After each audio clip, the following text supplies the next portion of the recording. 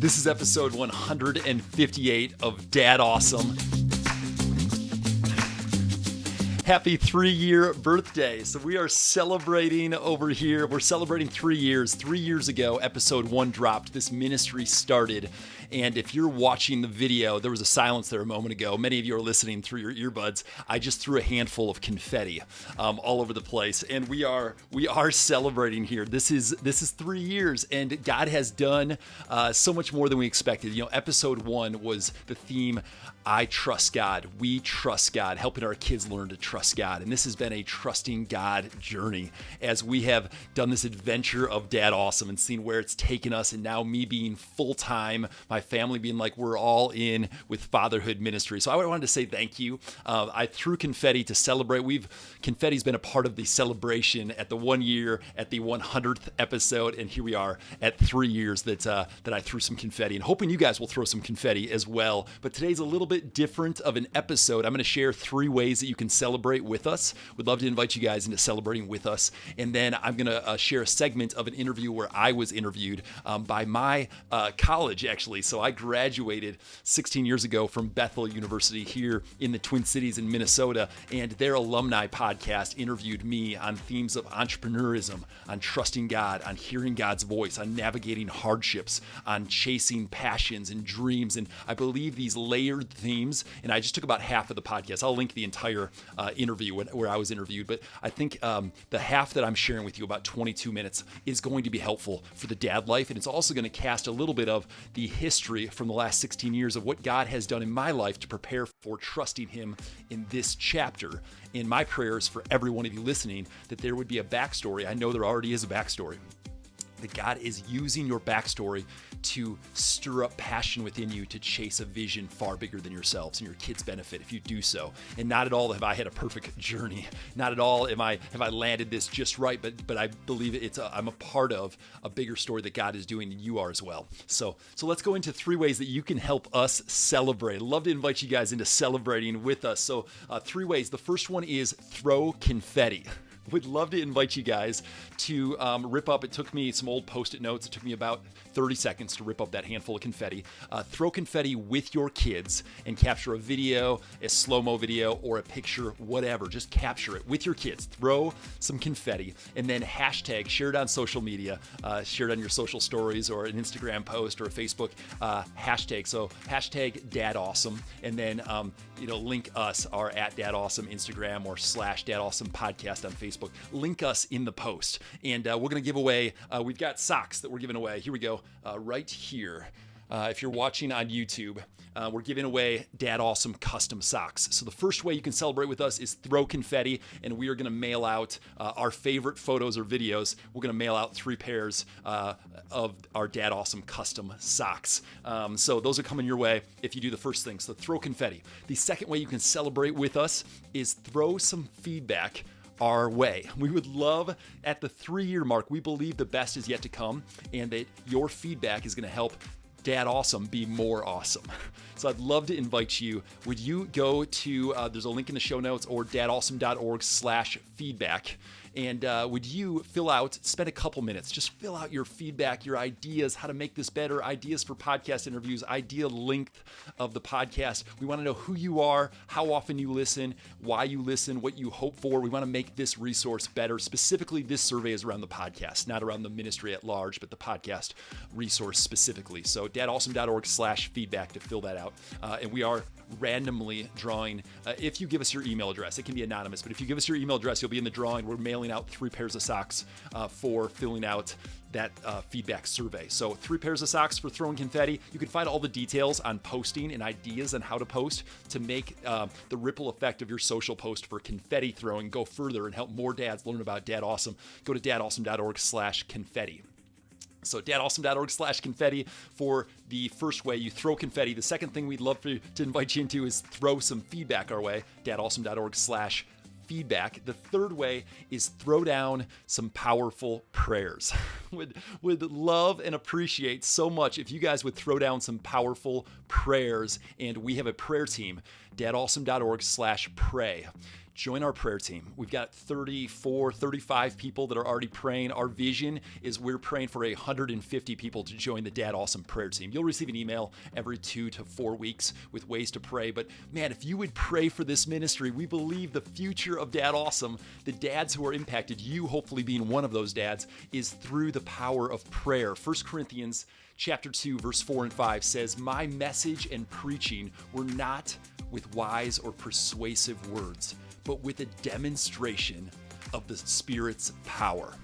Let me say that again. "My message and preaching were not with wise and persuasive words, but with a demonstration of the Spirit's power, so that your faith might not rest on human wisdom, but on God's power." My prayer for you is that your dad life would not rest on preaching on, your dad life would not rest on wise or persuasive words. That my dad life, my fatherhood journey would not be with wise and persuasive words, tactics, tools, the right things, but that my kids would see a dad who leads from a demonstration of God's power. That me as a dad to my family would be out of a demonstration of God's power. And that it would not rest on me and my strength, but on God's power. Our ministry is built on that exact same principle.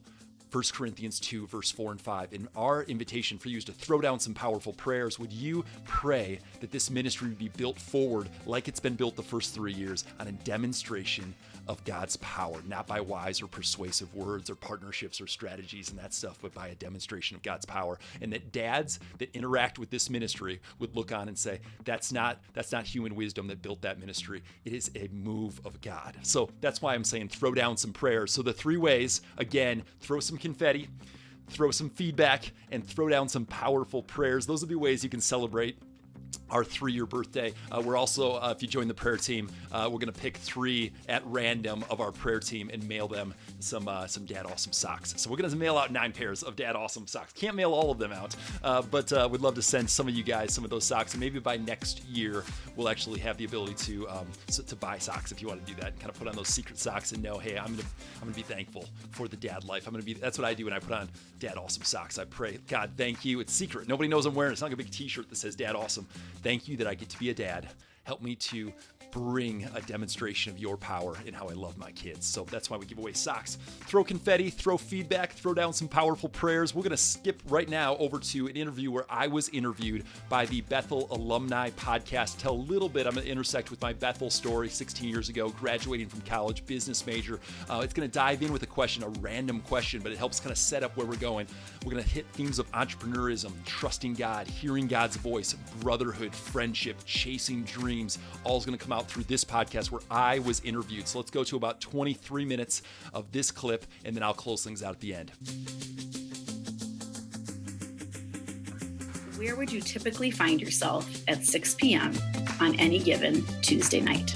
I love it. It's a great question. And today is Tuesday as we record this. So it's easy to think about this question just like a couple hours from now. But Tuesday nights, my wife and I host a small group. We're doing it over Zoom right now for our church called Freedom, around just God doing kind of some inner work on our hearts and helping us not carry baggage forward and experiencing God's best in his freedom. So because of that, we have a pretty rigid Tuesday night schedule where we're eating dinner by 6 for sure. And our 3 little girls need to be asleep for us to host this small group. So yeah, that's really what we're doing is we're having family dinner, but a little more rigid on timing so we can get them to bed by 7:30 so we can host our small group at 8 o'clock on Tuesdays. That is impressive. How old are your kids? So I've got 7, 4, and 2. And then, like you said, that baby on the way. So I got and they're all girls. So I got the 3 little girls. You are like 7:30 p.m. Every parent listening right now is like writing your name down to check out how you guys do that. That's impressive. Well, it's funny because half of like our small groups, which is like 30 or 40 people on Freedom, they've seen our little girls and know that there's been fails to that routine where they've been awake still. So not a guarantee. So take me on a time hop of your post-college career jumps for, every 3 to 5 years. Give me a little Sure. stat between graduation in 2004 to today. Yeah, that's a fun question. Time Hop for me was full-time staff for this nonprofit, multi-denominational ministry that served churches all around the country. So YouthWorks, I was in their call center. So it was a marketing job technically, but it was a call center talking to hilarious youth pastors. And but a part of it was like collecting payments and just process. It was a pretty repetitive job. So it actually was not. It didn't fire me up. I wasn't like super passionate, but I loved the ministry. So that was step one. I was dating my wife Michelle at that time. So we were just dating. You jump forward 4 or 5 years to kind of 2009. I was married at that point for 3 years, living in New Brighton, as you mentioned, just 2 miles away from Bethel here. At that point, we'd launched a new division of the company, a research and development team that launched new enterprising ministries. So highly entrepreneurial, where we took the surplus from all these mission trips, 40,000 kids on mission trips, the surplus, and infused it into new ministries that serve local churches. So it was like a think tank VC fund funding ministries that serve churches. And I got to do that and launch like 5 or 6 different ministries over those years. So that was kind of the second chapter of my kind of career. The third chapter was 2013. So if you have time hop again, at that point, my first daughter was born. She was born. She's now 7. So 7 years ago, I became the kids pastor at our church. My very first Sunday, actually, I'm sorry, I was the campus pastor, small groups pastor to start with, but I became a pastor. And my first Sunday I missed because my daughter was born. So I know exactly how long I was a pastor based on her age, because she disrupted me making it to church my first Sunday as a pastor. So, and I also, if you fast forward 5 more years, 2018, that's when we started dadAWESOME, this fatherhood ministry, while I was the kids pastor at our church. So at that point, my third daughter was born. So if you time hop, you got 3 girls now, and I'm a kids pastor, and I started this fatherhood ministry. And then fast forward the last kind of couple of years, I just 2 months ago jumped out of full-time ministry for the local church into full-time fatherhood ministry. So to kind of time hop forward, and now we're expecting our 4th. So kids and career jumps each time hop. But I love that question. I love that. And I love that there are some consistent things, some things that are wired in you, creativeness and ministry and others and kids.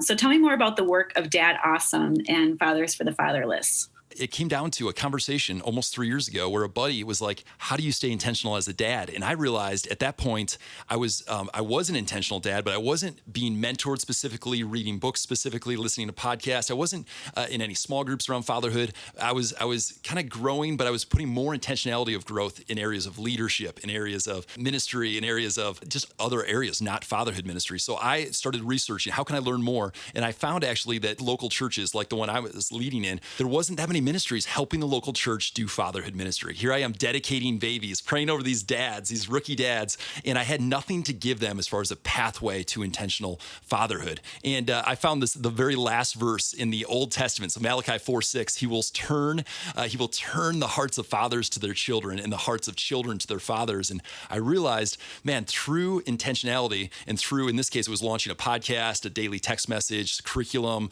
challenges for dads, I was able to be a cheerleader to help dads take this role more seriously. And I'm so thankful. I mean, I have so much to learn. I'm still learning like crazy, but Deuteronomy 30:19 promises that I have set before you life and death, blessings and curses. Now choose life so that you and your children may live. So the promise that really fuels all the passion for dadAWESOME is that we can choose life as a dad, and that choice affects our kids and our kids' kids. It ripple effect out. So we have these short 18 years with kids in our house, most of us, and most of us can land at a place of survival as young dads. And I am just trying to champion, trying to cheer on and resource the local church to help dads thrive in these years and see that this role is the most important role. And I'm grateful that dadAWESOME has grown into, it's a curriculum, but then we've launched Fathers for the Fatherless, this 100-mile bike ride, and inviting dads to do a hard thing. Because a lot of dads won't sit in a small group. They won't even listen to a podcast because there's a lot of things pulling at their time. But we've realized that by inviting them into a bigger mission, helping the fatherless, that dads are finding brotherhood, and dads are realizing, man, I've had a taste of doing something significant for a good cause, and my kids see my eyes shining brighter. And that's one of our passions is at dadAWESOME. If we can get a dad's eyes shining, if a twinkle in the dad's eye, because they know, man, I love this role. I love being a dad. The kids can tell when the dad loves the dad life. And the kids, that's when the heart is open to a deeper connection with their dad, is when they're like, man, my dad loves being my dad. So it's actually a lot of simple things. I did realize realized 3.5 years into being a kids pastor, no one was mailing me a brochure or a postcard or any kind of outreach of saying, we have a resource to help the dads in your church. So I did realize a void there, that no one was reaching to me. And I had leading a large family ministry, a large church. And I just wasn't finding the resources, again, an intentional pathway towards helping dads add life to the dad life. So that's the expressive version of my passion and why I'm all in to this cause. And it does seem, I've been a mom for 21 years as of yesterday. And I spent a lot of time in moms ministries when my kids were little, and then just even working in a pastoral role at a church, doing a lot of care for women and moms. But you're right that there is this void for dads and dads who even want to do it well. Just fueling and finding new tools to encourage dads is, you're right. And all of us feel inadequate, like all of us. So the idea of part of it is the gift of me having really little kids, that I was able to be a champion and a cheerleader because I feel like I had the gift of having less experience. So I was just a curator, just interviewing, learning from other people. But I think Satan wants all of us dads to feel inadequate and to feel like we're not doing a very good job. Then we're not spurring on other dads to go after it, to be in brotherhood, to be intentional, to be prayerful. And the ripple effect of people feeling inadequate and not being active and not being intentional is a great harm to our kids. So I think we have to get rid of that. And we've created this life framework of I am loved. It starts with identity, to I am intentional, to I am free, the Hebrews 12, 1 and 2 stuff of we can throw this stuff off, the sin that entangles, and then I am engaged. So we've got a framework that helps dads realize none of us are perfect, but man, we can grow in this area and our kids benefit greatly. Okay, when I was just asking about that, you slipped in this little phrase, 100-mile bike ride. You want to expand on that a little bit?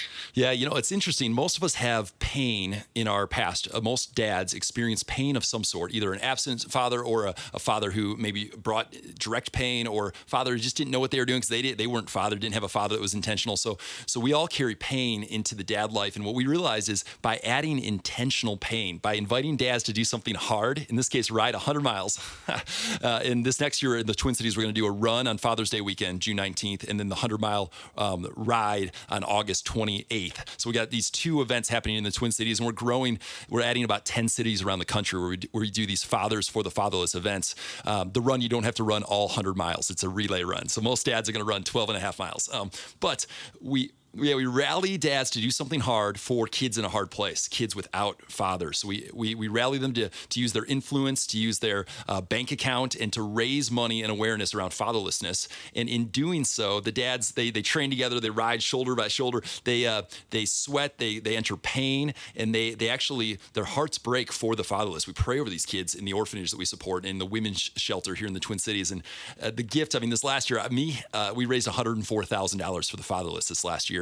And our vision is to raise $1 million next year, to rally 1,000 dads and to raise $1 million just this next year through these 12 rides and runs. But we're inviting dads into this, and we find that they go home way more passionate in their fatherhood. It's almost better to engage a dad around a cause for somebody else than their cause for their own heart. But then their heart breaks, and they go home and they're more intentional about praying with their kids and pursuing the hearts of their kids because their heart's broken for the kids that don't have dads. Something happens on those roads. Jeff, when I look at your resume and I hear about the work that you've done in nonprofits and for-profits, the church world, how would you say that your entrepreneurial spirit helps you? And I guess I would add, as an entrepreneur, what kinds of things pull you in? What do you kind of go, that's it, I'm following that lead? Yeah, I think every entrepreneur, they find a pain point and you try to meet a need to correct that pain in some way. You want to alleviate a pain. Well, I think that heartbreak is actually the catalyst for all of my entrepreneurial, all of the things groups I've started, teams I've started, missions, ministries I've started has been around heartbreak. I've experienced pain in this area, and that's real for, I think, every dad, but it's real for me. There's great heartbreak, a lot of tears around the fatherhood journey. In fact, my dad, the day after we published episode 1, rushed to the hospital, brain cancer, lung cancer. And for 100 weeks, he was the biggest cheerleader. And God did some amazing things the first 100 weeks of Dad Awesome. And almost 1 year ago, exactly, December 19th, he went home to be in heaven. And it was the day after we published episode 100. So he was, the first 100 weeks of Dad Awesome was me experiencing a love from an awesome Heavenly Father and walking out a journey with my dad of going home to heaven, to paradise. And so pain fuels passion.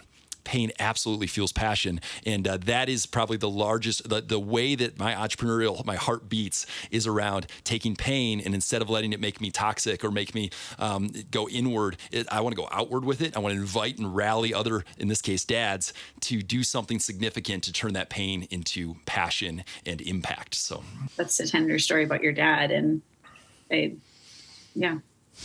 sharing that.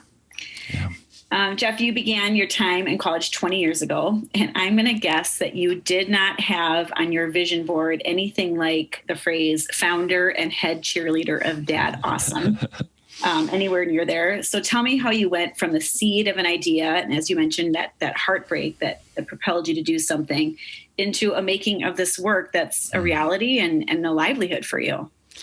Yeah, so we're only 2 months into being full-time fatherhood ministry, so we'll see about the livelihood. No, it is a risk for our family for sure. But I did, we're 150 weeks into a weekly resource, the podcast, Resource Dads. So I was able to incubate and test a deep passion while serving as a kids pastor and campus pastor and serving in the local church.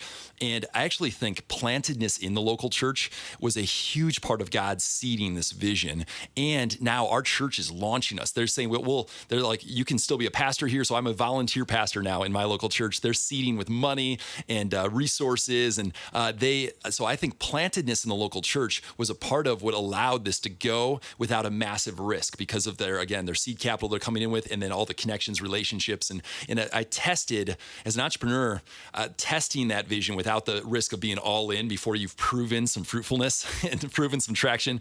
And then when God brought the idea for the 100-mile bike ride, that's the first real tangible.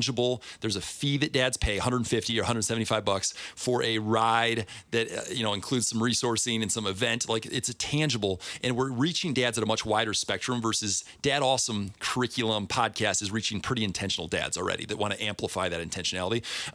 The ride, that's when, so we're seeing it as runs and rides lead to resources, lead to eventually we'll do retreats. But I think having something tangible for dads is what allowed me to go from just being a cheerleader to being a full-time cheerleader, because I have I call it enterprising ministry, a model that will be sustainable after some seed capital. So we are raising money right now to try to the first year and a half. But our prayer and what we've seen is that I can use some of the entrepreneurial passions and what are the learnings over the years and be putting all my time versus the 5 to 10 hours a week that I did the first 2.5 years.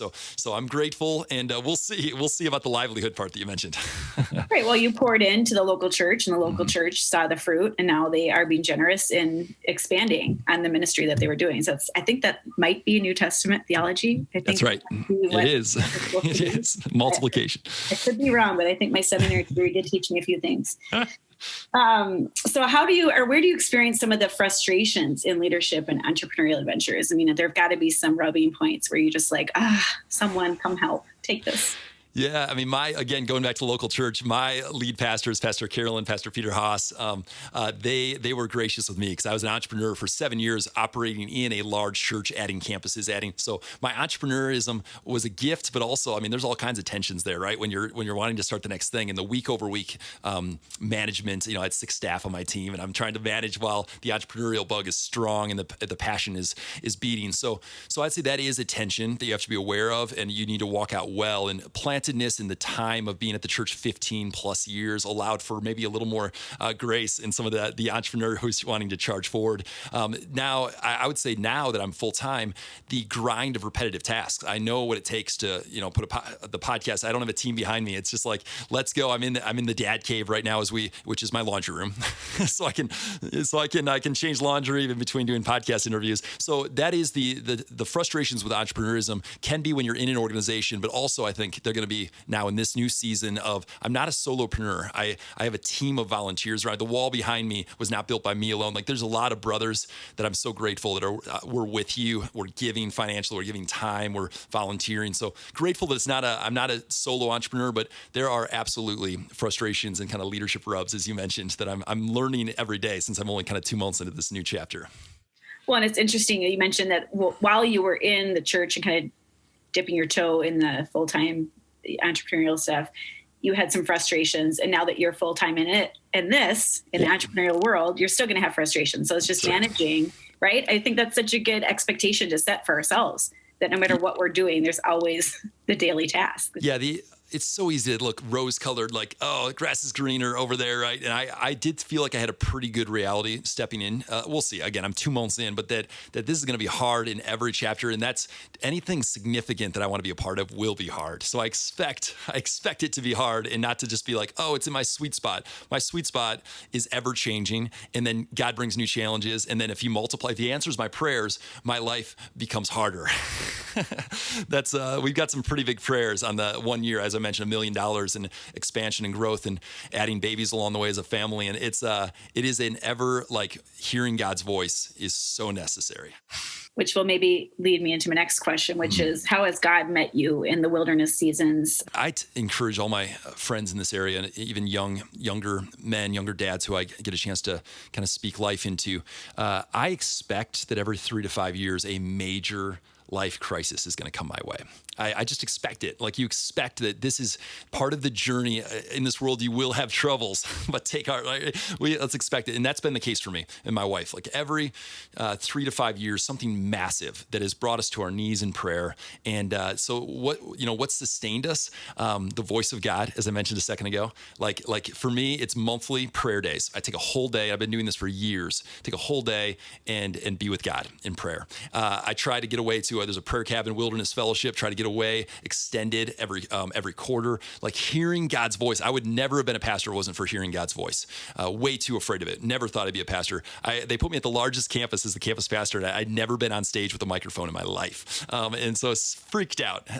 So the wilderness seasons are coming, and I would say it's hearing God's voice. It's brotherhood, like for me. So all you women listening, sisterhood, like if you don't have in your corner some amazing, and it takes time to build those friends, but like I cried and made phone call after phone call as I was driving. As I mentioned, my dad going to heaven, like that, some of the most painful drives of my life, my heart just breaking, driving the 4.5 hours to northern Wisconsin. But the phone calls and the brothers that cried with me are everything. So I'd say do the hard work there to be ready for the wilderness season. And then I mentioned the freedom course we lead, like doing the hard work on your heart to lay a foundation. I wish I would have started that journey 7 years before. I started about 7-8 years ago. But if I could have done some of that hard work in the first couple of years out of Bethel or in Bethel, like it's a journey that I think I just want to encourage everyone to be expectant that God wants to heal past hurts in more profound ways than you can ever imagine. But it takes entering those painful areas, and it takes forgiveness, and it takes identity as a son of God, daughter of God. It takes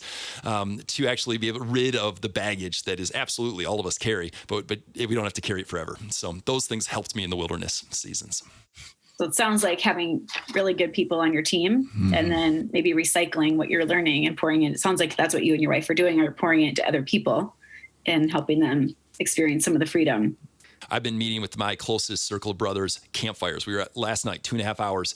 It was cold, but we used a campfire to be socially distanced and to be in the proximity to one another. And so you have to take the next step of asking a mentor, asking a friend. And I actually approach friendship and developing brotherhood, peer mentors. Or you ask somebody, hey, will you give me a half hour of your time to learn about this? And I actually pursue friends like I pursue mentors. And I actually go after, make it convenient for them, buy the coffee for them. And that's been a way for me to keep reinvesting in friendships in each season. So that's my encouragement, is to go after it with a intense net. You don't want to be like crazy intense, right? You don't want to stalk people for friendship, but you want to be intense as far as it's so important to have those friends in your corner. So you gotta work for it. Most people like to be invited. Yeah. Right? Yeah. That's what we've learned, is most people, like, not everyone. So the stalking thing, we want to pay attention. Yeah. Don't do that. What happens inside of you, and maybe you and Michelle, that lets you know that it's time to sunset one idea in order to move on to the next? Yeah, for us, it's a long process. For most, we really want to take it slow, to trust that God will show us when it's time to move to the next chapter, the next season. And for me, there's a little bit that I use and this is really subjective, but the disciples walked with Jesus after he rose from the dead, and they walked with him and they didn't recognize him. But later they said, weren't our hearts burning with passion, like on fire when he spoke to us? And I actually feel like that's part of my compass, is what level is my heart burning with passion? And God uses that as a compass for me to know the direction, but then to know when to jump. We actually have a tool. We've invested in marriage counseling and in coaching and in strengths based, and then we had this couple, Imagine Beautiful is the name of a ministry. I'll give you the link for your show notes. Dave and Penny, this amazing couple, run this marriage ministry, and they created the MIOS, the Marriage Internal Operating System, and it's a 3-day experience, 2-on-2, you as a couple with this couple, and we have this tool that we can rank evaluate, a prayerful tool that helps us know to say yes or no to decisions. So we actually have a tool built custom for us around our strengths, our passions, our giftedness, and our mission. And that tool helps us make decisions on what to double down on and what to step back from. So now it was expensive and it took time, but man, the investment was worth it because we have this framework for making decisions. So that's the type of thing that I would recommend is hearing God's voice, but then maybe you need some actual practical tools or some marriage counseling to help really have unity. Because man, if you're unified around your decision making, if you're married, that is massive. That is significant to have a tool that is specific to you. It was a complicated process. Like I said, prayerful, all these modules. It's a little more like life coaching than it is like marriage counseling. Like it was a coaching modules they took us through that helped to build this tool over the course of 3 days, 2 nights. Yeah. Other than Jesus, what are you an evangelist for? Yeah, well, I'll go really hilarious and fun first. So a really fun rope swing would be my first one. I think that most trees can be turned into a really fun rope swing. It just takes time, 50-pound test fishing line, a 1-pound weight, and then you have to string the rope. Anyways, that is the first one. I'm like, you should make a rope swing, and it will make life better. No matter what you're going through, make a fun rope swing. On the serious level, I mean, I mentioned it so many times, but brotherhood. Brotherhood will alter the trajectory of your life. And again, I'm speaking to guys or sisterhood. You have to have. So that's the other thing I'm an evangelist for over and over and over. And you've heard that the last half hour here. All right, Jeff, last question. Is there anything that I haven't asked you about, but that you are itching to share? I do think the best is yet to come. Like, I do believe that even though people say that like college is like, those are the years. I'm like, no, these are the years I'm in currently. And I'm like, I can't wait for those years coming. And I think a perspective of no matter what year we're in, 2020, no matter what we're facing, the valley moments. I mean, I just mentioned my dad going home to heaven, about 11 months ago. Guys, there is beauty in grieving. There is beauty in loss. There is beauty found. And I just want to encourage everybody listening, don't look in the rearview mirror with passion and sparkly eyes. Like, the shiny eye thing matters. If you want to get shiny eyes for the current season, if you want to be at a spot living in your passion, help other people around you get shiny eyes. Like, that is probably the strongest thing I want to encourage you guys is look forward with anticipation and pull people in around you, around a cause that gets your eyes shining. And as you are a difference maker, a difference will be made in your life. And that's what I just believe. And whatever the passion is, for me, it's fatherhood ministry right now and raising my own girls, my own little girls. But figure out the thing that gets your heart beating and go after it and don't settle.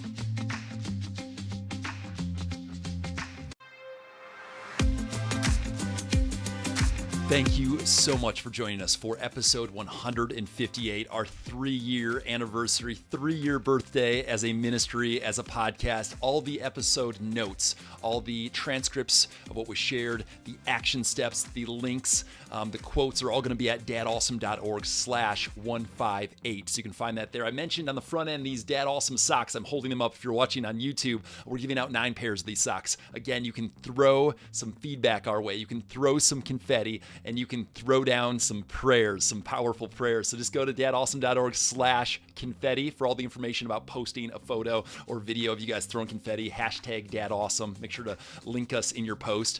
You can go to dadawesome.org/feedback for that feedback survey. Again, we're going to give away socks for 3 of those people who fill out the survey. It's so helpful to make this ministry more awesome. And then dadawesome.org/pray to join, to throw down some powerful prayers and join our prayer team. We're so thankful in advance. We want to see a move of God's power. So guys, thanks for joining us. Next week, I've got Zach Neese from Texas coming at you, talking some powerful themes around what are we exposing our kids to without even knowing it. Here's a clip from next week's episode. I was watching something in my closet one time, and it was, I love action movies, man. I love movies. I love Westerns, Yeah. Watching something in my closet one time. And I was probably kidding myself because we have a tendency to do that, I didn't know it was going to be as dark as it was, but there were things that were happening in the movie that were dark and were more violent than I was comfortable with. And honestly, there was like It was fearful. It was scary, right? And I wouldn't let my kids watch something like that, but me alone in my closet watching Netflix, they're not around. It's not like it's going to bother them at all. So my kid comes down and he's had a nightmare, and my kid came downstairs and I asked him what his nightmare was, turned off what I was doing and went to pray with him. And he was telling me scene for scene what I was watching. He was dreaming what I was watching. And what that tells me is, they're asleep and their little antenna are up, right? And I wasn't just being entertained by a movie, I was being entertained by the spirit behind the movie. And that spirit wasn't just in my closet, that was roving through my house. I'd given it entrance to my house. I think this is, for you and me, this is one of the major issues of our day. Nobody else in this world is going to guard your house but you. Nobody's going to guard my house but me.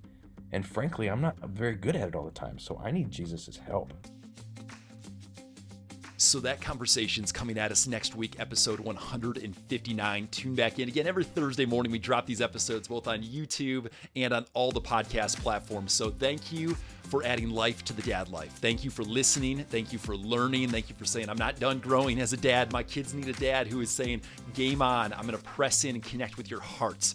Again, it says the last verse, Malachi chapter 4, the last verse in the Old Testament says, man, there'd be a turning of hearts from fathers to the kids and from kids to the fathers, a turning of hearts. That's our prayer for you. That's our prayer for you. So thank you for celebrating with us.